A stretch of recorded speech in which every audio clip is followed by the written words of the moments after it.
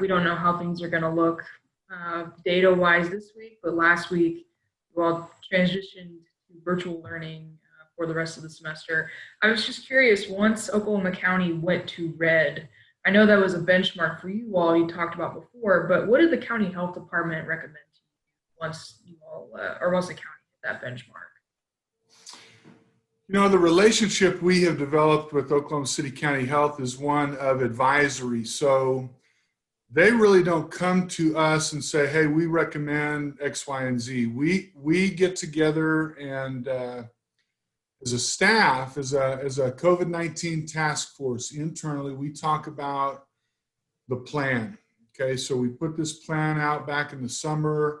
We've tweaked the plan a couple different times. And so we take the information we have and we talk about how this new information impacts the plan. And so once we arrive at kind of a path forward, we then get a hold of Oklahoma City County Health and we say, hey, here's what we think makes sense with regard to our plan. Would you take a look at it? So an example would be, the past couple days, I've been back and forth with Oklahoma City County Health regarding small groups of kids. You know, we suspended everything. We suspended athletics and fine arts and really stepped back to reset because that number was significant. So the past couple days, we talked to Oklahoma City County Health about, hey, we would like to get back to, at some point, maybe prior to the break, and I'm talking about the winter break, not Thanksgiving, bringing small groups of kids back. What do you think about that? And so, you know, the feedback we get is we could support that as long as you stay true to your mitigation plan, as long as it's small groups. We are washing hands periodically, frequently. We are masking up. We're holding people accountable to that. And we're socially distancing. If you can do those things and you feel confident in your mitigation efforts, they support, even in red, us bringing small groups back. So we're having those conversations today. And I was wondering if you might be able to elaborate on that. Just what are some of the factors that went into deciding we're going to go virtual, but we're going to stay virtual as well until the new year? Yeah, no, great question. What we've heard consistently from all directions is whatever you do, we may agree or disagree, but please be consistent. Give us some anticipation, give us some runway. So, you know, we thought, here we are up against two different holidays. And we really have relied on this Friday number.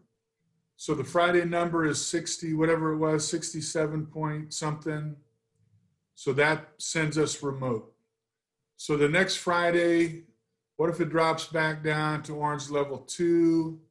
Does that mean we're back in school? These are questions that teachers are asking us and staff and moms and dads and caregivers. What does that mean? Does that mean we're back if it goes to orange 2? And then what if the following Friday, after Thanksgiving, it goes back to red? Is that, how do we start back on the 30th? So there are all these questions about the roller coaster. So we made the decision prior to knowing what our number was going to be, that if it goes red, we're going to stay in a remote setting for consistency's sake so that we can give people a clear message for the next few weeks. And so that's kind of how it went.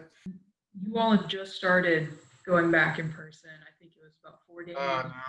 And then, you know, in the snap of a finger, you're suddenly having to go to virtual. And like you said, you'd been talking for months that red level was the cutoff, and then red level happens to come the very week you all started to come back. Is it safe to say that that was very, very disappointing for you all? Oh, understatement of the century. And, you know, and not just from me. I mean, I think, and I've been clear that the best place for our kids is in the school. I mean, that's just, for me, that's my fact. That's my truth, is that that's where everything happens. That's where the relationship between student and teacher occurs. That's where all the supports are. Our kids tell us through survey data repeatedly, that's their safest place. That's where they feel like they're being taken care of at the highest level. So, yeah, so for me it was, but we talk to teachers all the time. I had my teacher advisory council meeting last night from 4:30 to about a quarter till 7, and just listen to them and to hear them express the two things. One, the anxiety about going back, but two, once they got back, man, they love seeing their kids, and then the roller coaster of us saying, okay, well, that was short-lived, we're going back home. Very disappointing for our teachers, for our kids. But here's the thing. Had we not done that, we wouldn't have learned what we learned. And what we saw pretty clearly was there were kids that came to school during that week who had not logged in one single time in a remote setting for whatever reason. We saw our attendance pick up dramatically just during that 1 week. So during the remote, we dropped off double-digit points in attendance district-wide. We come back for 1 week and we pick up double-digit just in 1 week. So we know kids want to be at school. So we learned a lot during that 1 week. It was disappointing, but it helps us. It informed us as we're trying to decide what to do for second semester. Here's a little bit here. With the State Board of Education not requiring any COVID-19 protocols, all of the decisions of what to do, what instructional model to pursue, have really rested with you and your team. And the decisions you make, as you know, affect just so many students, so many teachers. I was just wondering. Thanks for the reminder there. I know. Got a lot on your shoulders, so I was just wondering what's that been like for you personally to have all of that on your plate? In our office, we look at it as a series. This is how we have to break it down, or it'll get you. We look at it as a series of problems to be solved. So, we can't help but get personally attached to these decisions, because we know if we go down this path, that it's going to help a lot of people, but it may put some other people in a tough spot. But if we go down this path, then it flips. So, this remote is a great example. In a remote setting, we know what that category that we call loss looks like.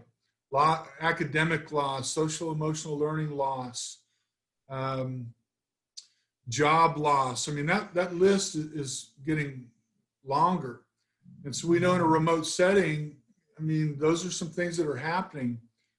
But if we were to return to school and in person to solve some of these other problems, then you risk exposure to COVID-19 and all the things that could follow: illness, hospitalization, etc. So for us, we try and follow science.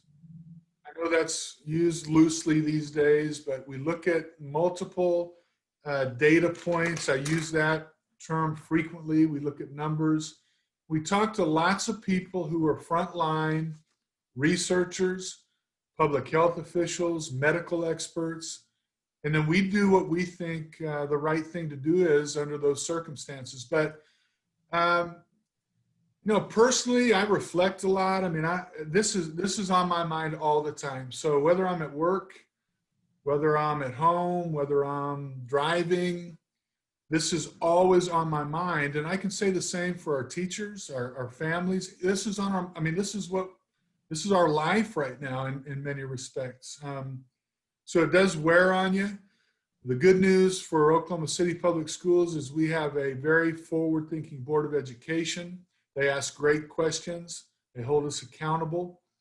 I have a great team around me personally that, we're encouragers. We know that this is a weight.